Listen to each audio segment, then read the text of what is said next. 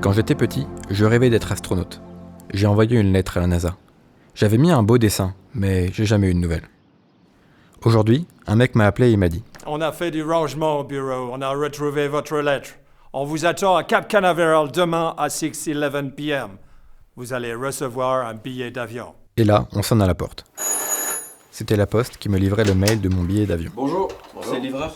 Je viens parce que t'as un colis électronique, faut que tu scannes le truc et tout. Et après, il m'a demandé un pourboire parce que la poste, ça paye pas. Bref, j'ai pris l'avion. Il s'est pas craché. J'ai vu le mec qui était dans mon téléphone. Il m'a dit « La Terre, c'est trop petit, c'est moche. Il faut aller dans l'espace. L'espace, c'est grand, c'est vide. Le mètre carré n'est pas cher. » J'aime pas les mecs sérieux. No, I'm kidding. Ça m'a pas fait rire. Votre entraînement commence demain matin à 7:47 a.m. Vous volez dans 12 jours. Appelez-moi Donald. J'ai eu peur. Donald m'a serré la main jusqu'à 6:59 p.m. L'entraînement, c'est dans une salle peinte en blanc, avec des mecs en blanc qui s'entraînent dans des centrifugeuses blanches.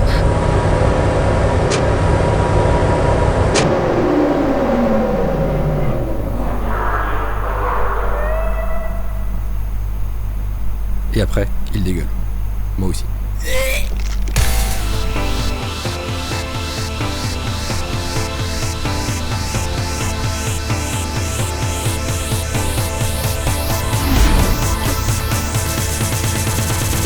Après, on est monté dans la fusée. Une fusée, c'est une bombe haute comme un immeuble de 10 étages sur laquelle on visse 3 sièges dans une toute petite cabine pleine de boutons qui clignotent. Ça m'a fait peur. En dessous, il y a un mec qui frotte une allumette et ça met le feu.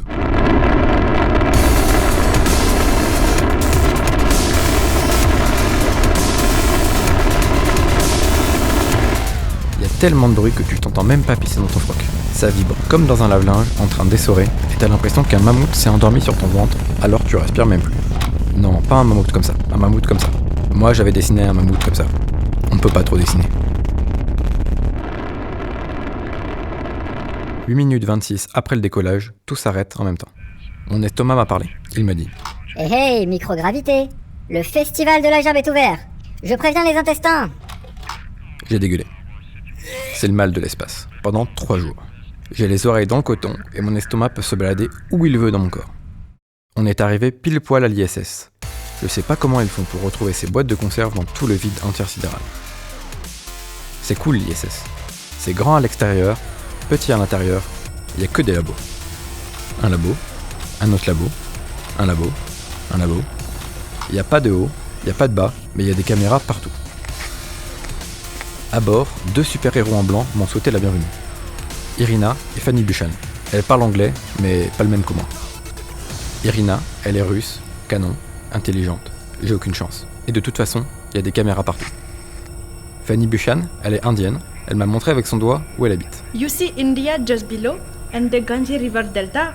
My home is located on the right of the water elbow at middle distance with the black shape mountain. Je m'en fous où elle habite. J'irai jamais. Alors j'ai dit. Yes, beautiful. Elle n'a pas compris. Après, je me suis dit que Donald, il avait jamais dû foutre les pieds ici. Parce que la Terre, c'est pas petit et c'est pas moche. La Terre, c'est cool, grand, ça tourne rond. Et Fanny Buchan, elle est vraiment cool. Un jour, j'irai chez elle. Pendant 3 jours, j'ai secoué des tubes à essai et j'ai branché des fils pour faire avancer la science. J'ai dormi debout, pissé sphérique, mangé du plastique, vomi du plastique. Le 3e jour, Donald m'a rappelé.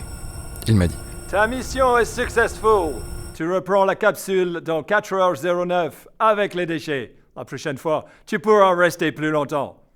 Atterrissage à Houston à 3:08 p.m. » Les déchets, c'est tout ce qu'Irina et Fanny Buchan ont produit elles-mêmes depuis qu'elles sont arrivées. Dans 91 sacs. S'il y en a un seul qui s'ouvre, je suis mort. Il y a encore eu des mammouths, mais grillés. Au retour, tu passes de 28 000 km/h à 0 en frottant le bide de la capsule sur l'atmosphère. Tu as l'impression qu'un mammouth s'est endormi sur ton dos, alors tu respires plus. Et là, le mammouth, il cuit. Tu vois les flammes du barbecue. La capsule s'est pas crachée. Tu te poses comme un fer à repasser et t'attends. Ils sont solides, leurs sacs poubelles.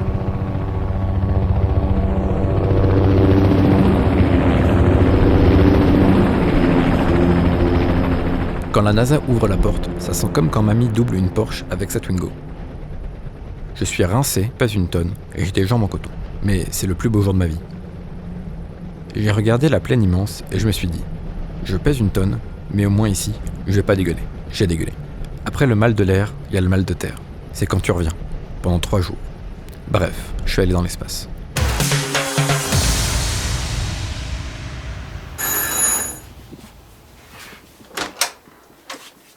Salut mec, ça va? Salut, ouais. J'ai un paquet pour toi. Merci. Du coup, c'était bien là-haut? Ouais, tranquille, rien à signaler. Ouais. Ok. Hey, it's 5:14 p.m. Oh, We take a drink? ok, pourquoi pas.